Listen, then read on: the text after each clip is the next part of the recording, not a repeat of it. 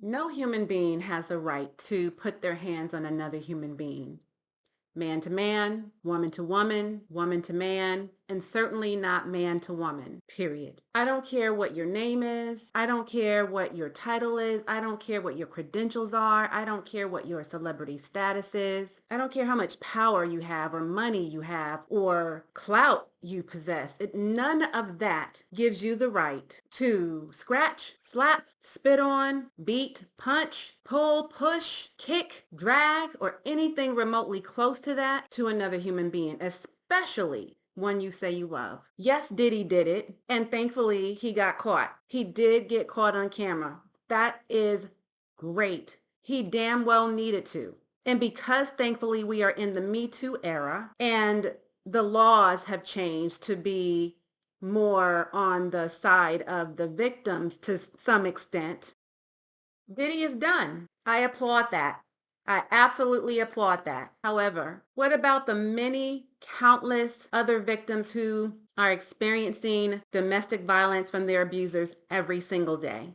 Every single day. What happens to them when they're not caught on camera? Why does it take an act of God for the victims of the domestic abuse relationships to prove that they are being horribly mistreated? What is wrong with the men and the women who stand idly by, quietly, silently, watching such sick, sadistic, and sad behaviors coming from the abuser, and yet they see what's happening, but they don't say anything until the abuser gets caught. Now everybody from the woodworks wants to come out and have their say and have their part in the story and make their big debut. Why? That's the discussion that I want to have today. So let's get into it.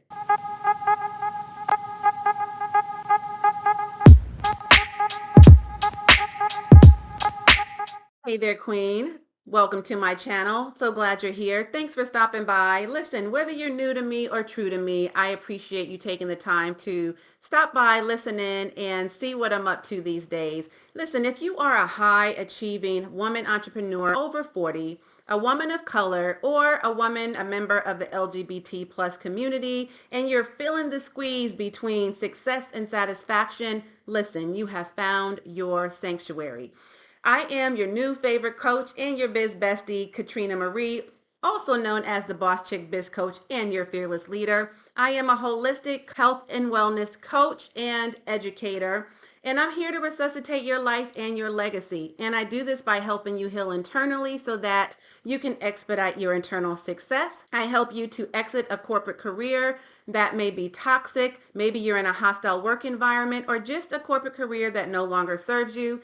And I teach you how to build an aligned and profitable brand and business without sacrificing your soul and sanity or compromising your health and happiness. So if you're ready to design the life you dream of, desire, and deserve, and claim a life of peace, pleasure, power, and profits, then I invite you to subscribe. Hit that subscribe button and click the notification bell so you don't miss a single episode.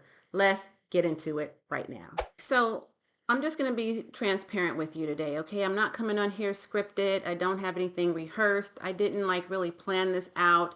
And I know typically that's what we like from our YouTube videos. We like them to be pristine and polished and professional and, whatever. But you know what? I'm just going to come out and say just exactly what I need to say because it's just so important to have this conversation. We've all heard about the recent event, the recent, case with Diddy. It's been an ongoing thing. We've been hearing about these kinds of things going on for years. And when I say things, I should be more specific. Let's just go ahead and say what it is. Let's call a thing, and that is the domestic abuse in his relationships, right? And so I have to say, I saw the video. I really was apprehensive about even doing a response to the video. I don't necessarily have to, right? But at the same time, I feel obligated to because number one, I am all about healing. Number two, I am It's Mental Health Awareness Month. We need to talk about this because this is a part of people's mental health issues that we're not discussing out loud, especially in our Black and Brown communities or the LGBT plus communities as much. And those are the kinds of things that are going on amongst other horrific events. Domestic abuse being certainly one of the highest, that is driving up the rates for suicidal ideation, homicidal ideation, and actually the act of taking one's life. It has increased our level of anxiety and depression because of the stressors in our homes. Not to mention the abuse that goes on in other environments, like in our job, life or career, our home life as well as our career life, right? And so it's important that we have these candid and courageous conversations and talk openly and outwardly about these things because they're happening every single day, everywhere, right? This is not new to us, but certainly it's always when it's a celebrity and there's a lot of hype around the scenario, or there's been a lot of conversations leading up to what we soon or what we recently discovered from that tape that was circulating. I'm sure there was money involved when there was an exchange of hands as far as who leaked it, right? I don't know. Listen, I don't know. I don't want to speculate here. I know what I've heard. I know what's been talked about. I don't want to necessarily revisit what we have already heard many, many other people, the news channels and, other podcasters and, the blogs are going and, CNN's clips, and then we've got, everybody's talking about it, right? So we don't need to necessarily rehash the series of events necessarily. And I will say that this was a very triggering, when I saw the clip of Cassie and Diddy, that just brought back nightmares. Honestly, like I seriously have PTSD over all of that because of my own situation. Having come from a background where I watched my mother be abused, I have two fathers. My dad that she married was an abuser when he was under the influence of drugs. Unfortunately, that was for many, many years, and he was in and out of jail, and he never hurt us. He never laid hands on us. He never even yelled or raised his voice at us, but he did hurt my mother severely to the point that she had been hospitalized before. And then, I had always said I was not going to ever allow myself to be in an abusive relationships, that I would always see the signs. I was going to make sure I stayed educated on what the signs were and what the red flags were. And I always had that attitude like I wish a MF would try it because I might not be their first one, but I'm damn sure going to be their last. Like we always say what we would do if we were the ones in that situation until we're the ones in the situation. And you really don't know. That's why I don't judge. I don't judge people who are in an abusive relationship and then question things like, well, why didn't she get out? Why didn't she leave? Why didn't she fight back? Why didn't she run? Doesn't she have family? You know what I mean? And that's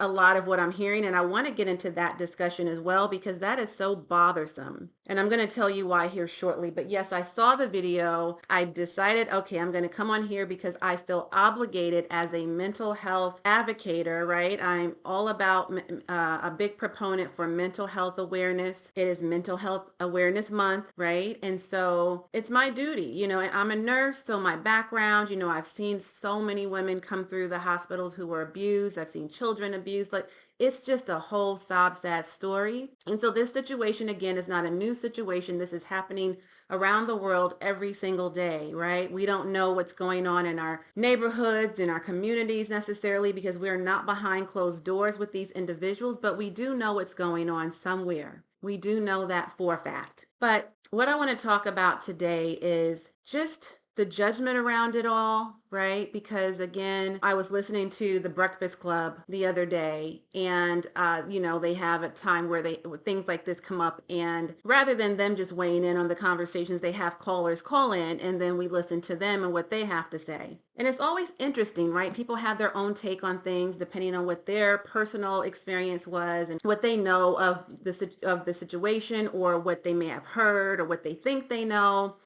and sometimes it's just their responses come from a place of judgment because they're not in it. And so I do agree to some extent that yes, there are times when women who get into these relationships with these men or a same-sex relationship, and they don't realize that the person, the individual that they're with, even has the potential of being such a monster. And it's so easy to say, well, she should have left. She should have ran. She should have gotten help. She should have had a restraining order. She should have, put his ass in jail, or she should have gotten her family. Somebody should have beat his, she should have poured some hot grits on him or hit him with pain. All of these things, I know. I used to be there too. I used to say all of that. And what I can tell you for sure is we never know who this person is really dealing with. When people, I'll say men in this case, because it is usually a man who is the abuser. So let's just go with what we know to be factual, right? That's the stats still to this day. And those individuals usually have the power, they have the clout, they have the money, they have the network of people they have people who are protecting them. Especially if they have celebrity status, they have a whole lot of people who took part in some way, not necessarily directly, but they knew about it and they didn't say anything, even though they were seeing. They saw, but they didn't say. You understand? And they are usually protecting the abuser, even though they know it's going on. And I mean, I cannot get over the fact that this man treated this woman, I'm talking about Diddy and Cassie now, like a straight up worse than a dog. Mind blowing. He didn't give a damn about no cameras. He was going to do what he was going to do regardless, period, point blank. But obviously he knew it was wrong. Obviously he knew it was disgusting and still did it. And he went and then got paid, from what I understand, 50 grand to cop that tape. So he knew what he was doing because he had enough time to think about that after he done beat her when she was down, got her down to the ground, hit her some more, kicked her a couple times. Looked like once he kicked her in her private part. Didn't really matter where he kicked her, but that was wrong, period, right? But the fact is, and then drug her down the hall as if that wasn't enough, threw what seemed to be a vase at her. Does that? Like, that is just so sick. So this guy, Diddy, and many other sick individuals like this obviously they need help, right? They need help because they have whatever they're dealing with, whatever their deep, dark secrets are that's buried inside, that they've suppressed, that they've never addressed, that they even may still be experiencing, or whatever the deal is that's going on up here. It's a whole war happening up here, right, that they're dealing with, and they're not outwardly talking about it to the people like therapists who are in the positions to help them. And they're not doing the deep internal healing work that's necessary, the peeling back of the layers that's necessary to get well. So then they just take all their BS out on the individuals that they happen to be with, and then they call that love. No, sir. We don't love people or say we love them and then beat the shit out of them, okay? That's not how that works, in case you weren't aware.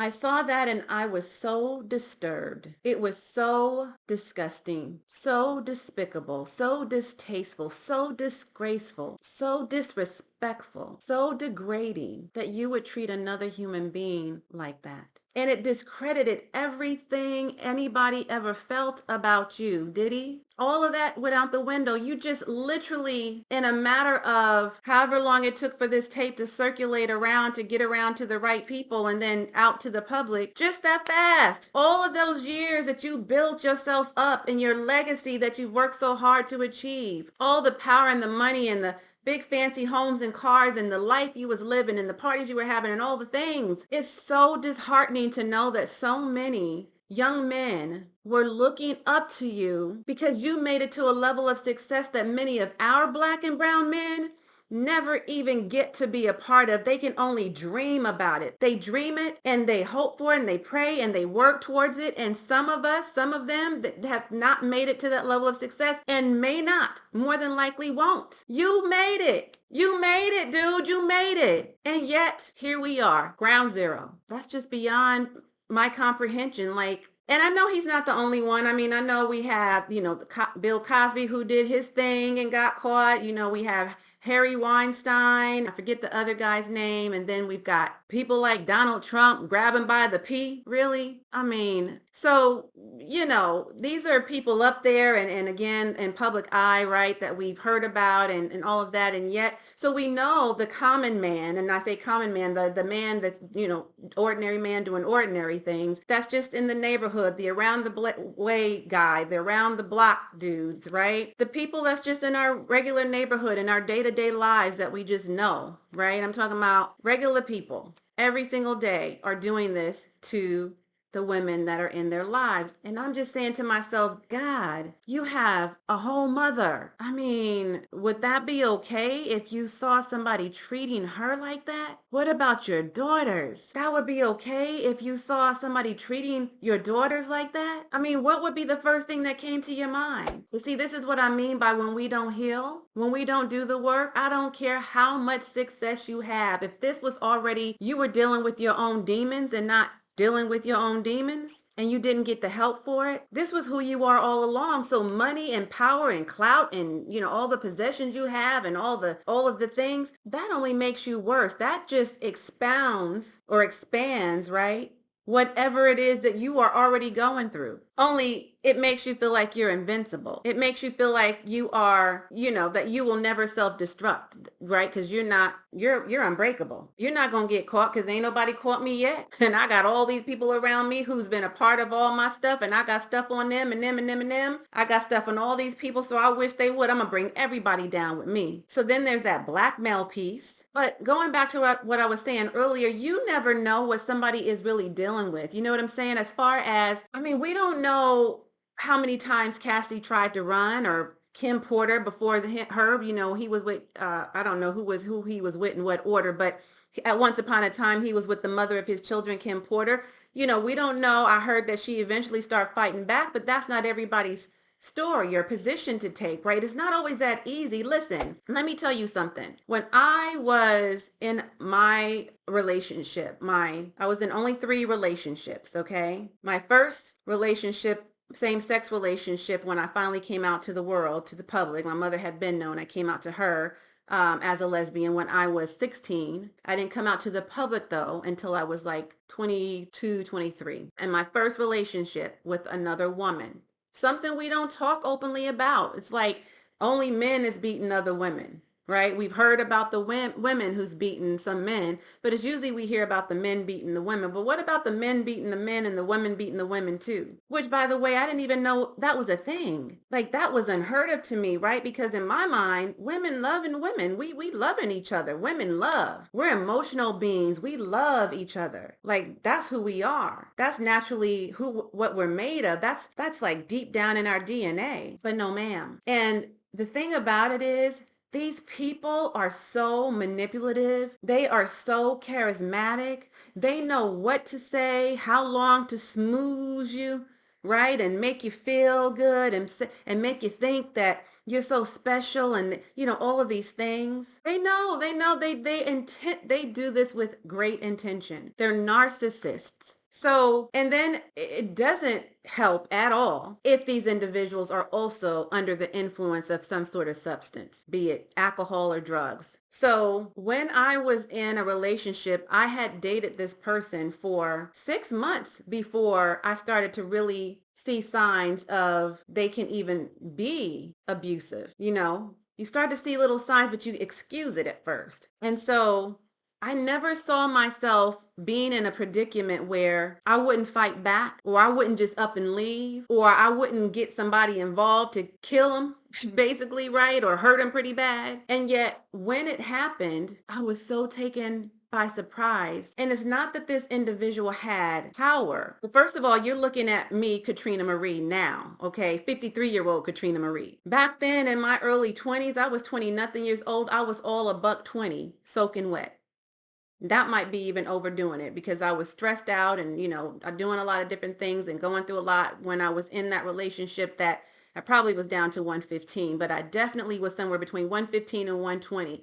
When you are dealing with somebody who is as sick as these people be, sick up here in the mind, you can't compete with that. When you are dealing with somebody who is on drugs and drinking alcohol, you can't compete with that strength. You can't compete with that mindset. And so it may seem easy, like all I had to do was cut her. All I had to do was beat her. All I had to do was fight back. All I had to do was get up and leave. But no, it's not that easy all of the time. This girl would have one of her best friends, who I didn't know was all a part of the beating tribe.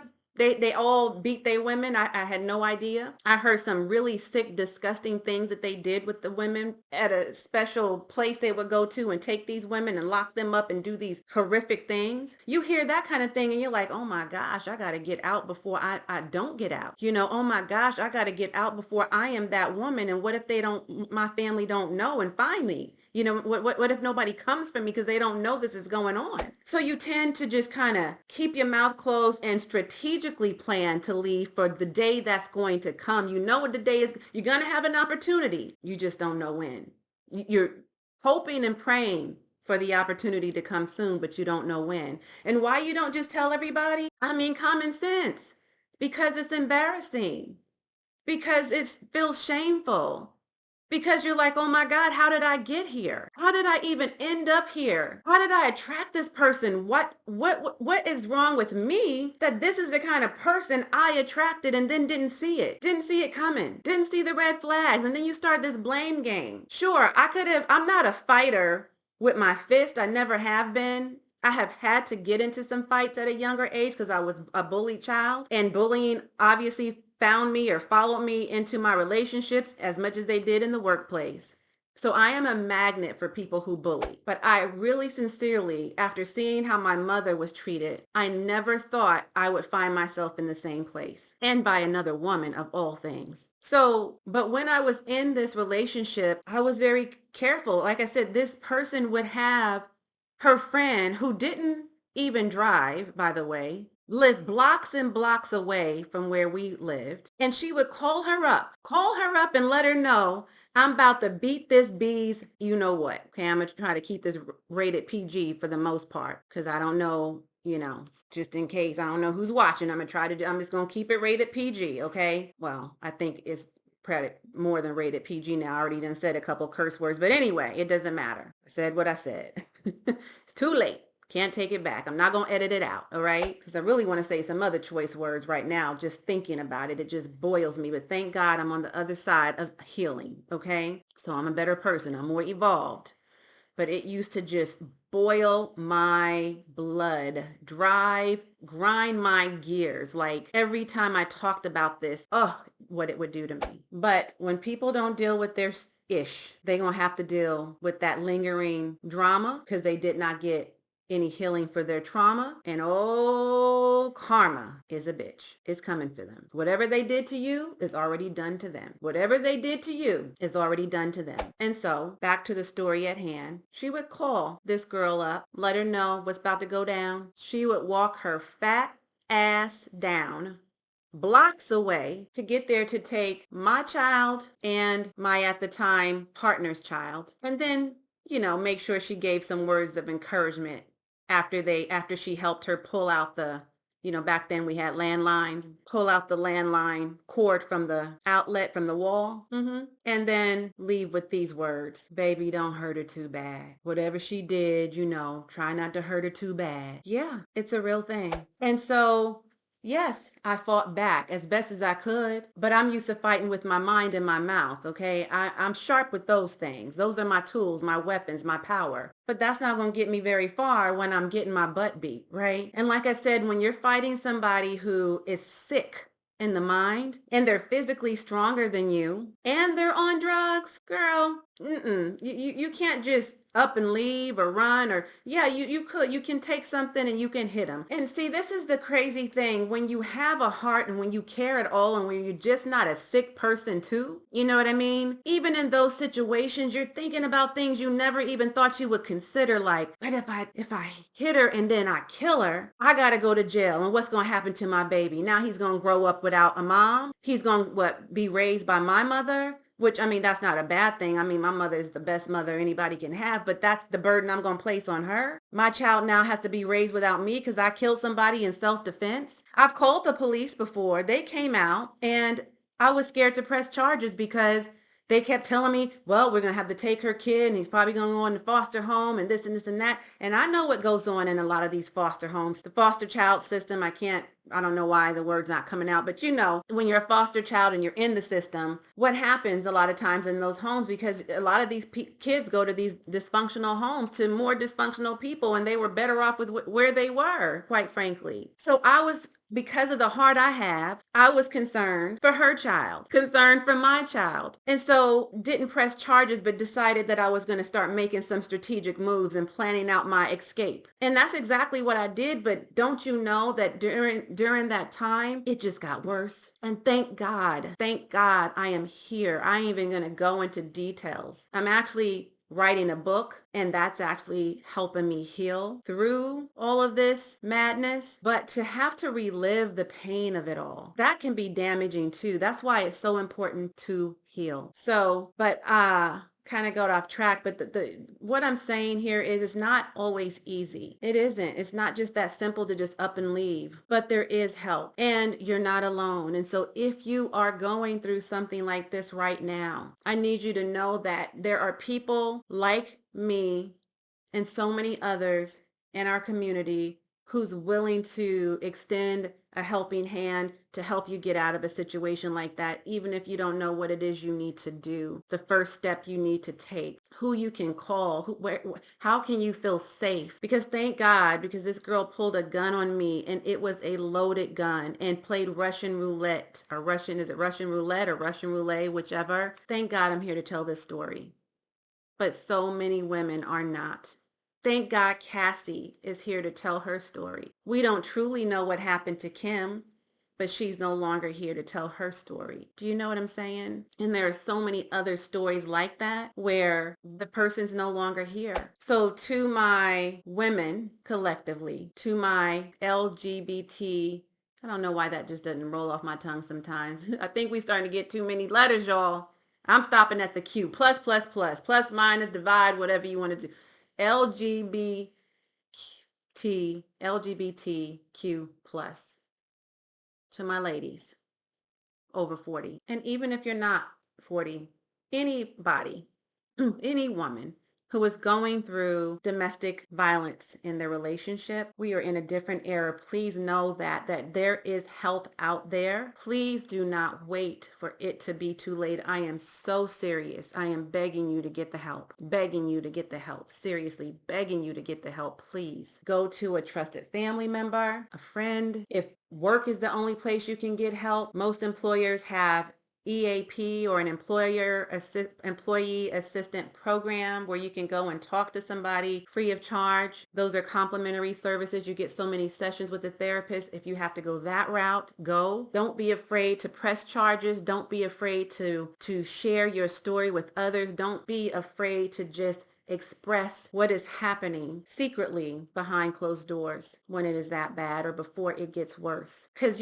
hindsight is 2020, as they say, right? And I know that to be true. Looking back, the signs were always there. The red flags were always there. I have known, I knew, I saw, I felt. We have intuition, ladies. Use it to your advantage. When something feels off, the energy, something's misaligned, you can't quite place your finger on it, but without a shadow of a doubt, something ain't right. Something ain't right. Believe yourself, okay? Before you even get involved. My mother, God bless her, thank God she's still here to tell her story, tried to run from my father for 13 times. 13 times we moved. 13 in a short span of time, trying to get away from him. And back then, the laws were not on the victim's side. Restraining orders, what was that? That was a joke. There was no such thing as kidnapping or stealing the kids. They didn't have Amber Alerts. None of that was available. None of that was a thing, right? So, and you can get family members and friends involved, but then what predicament would that put them in? Will they end up beating this person silly or to death out of anger of knowing what they did to you? That now they're locked up? You know what I mean? Like, these are the things that we think about usually, many of us, not everybody, not every woman, but a good many of us do. Really and truly, I've heard the stories again and again and again, and I was one of those people. So I know for a fact, firsthand, personal experience, that these are some of the things that play out. This is why they play out the way they do. And so you don't always have the opportunity to just run, especially if they have eyes on you everywhere. As in Diddy's case, I'm sure there was nowhere that Kim could go or nowhere that Cassie could run to without somebody coming back to report to Diddy. And then guess what? That only makes it worse for the victim, you know? So just don't come from a place of judgment when you hear that somebody stayed as long as they did, because you never know what the situation is. It's easy to say from where you're sitting and where you're standing and where you're watching from what that person coulda, woulda, shoulda did, what you woulda done. But you don't know that for sure. You don't. I thought I did, and I got a rude awakening. I just wanted to have this conversation and put this out there. I'd like to know what your thoughts are around this whole situation. Not because look, this is bigger than Diddy, okay? Diddy is done. And like I said, he damn well need to be, okay? He's done. He's done. He's done. I don't see no coming back from this. How could he possibly come back from this? But then what about the others? What about the rest of the victims who aren't getting caught on camera, who's still experiencing domestic abuse? What about them? What do they do? You know? And I'm just saying that there's a whole community of people like us who care, who will help you, who will support you, who will encourage you, who will love up on you, who will help you get the help. Girl, shoot me a DM. Shoot me a DM and let me know, or a message, a comment, something, an email, somehow, some way. Act like you come into one of my holistic strategy success sessions or holistic strategy sessions or info sessions that I offer. And you know, let's get on that call. You know what I'm saying? Go ahead and book a call with me, even if it's just to tell me you need help. Like, I'm so serious. I have had so many women get in my DMs, find a way to text me and tell me things that I have actually been able to support them by getting them the help that they need, even if I myself had to make the call or send them the resources, you know, or whatever. So there's so much help out here. There's no reason for you to be suffering in silence. That's what I need you to know. That's the biggest message right now. Just don't suffer in silence. I promise you, there is so much help available to you, readily available and accessible to you right now. So I hope that this message resonated with your heart and with your soul. And I really pray that if you're in this situation right now, that you get out seriously before it's too late, so that you too can be a part of the Me Too movement in a good, positive way and share your stories to help the next person who's also in a similar or the same situation. We've got to pay it forward. So again, I want to hear from you. Like, comment, subscribe for sure, share this out, save this video, and let me know what your thoughts are around this conversation. If you or somebody you know, somebody close to you that you love is in a situation like this, and how did it turn out from them? Like, do share in the comments what the story was and what the outcome was. I'd love to know. That is so helpful and so encouraging to others who need hope. So I appreciate you tuning in and staying with me for this length of time as we have such an important discussion that is really and truly critical to our success. I'm going to tune out while you tune in. As always, and until next time, I am wholeheartedly in this journey with you. Bye for now.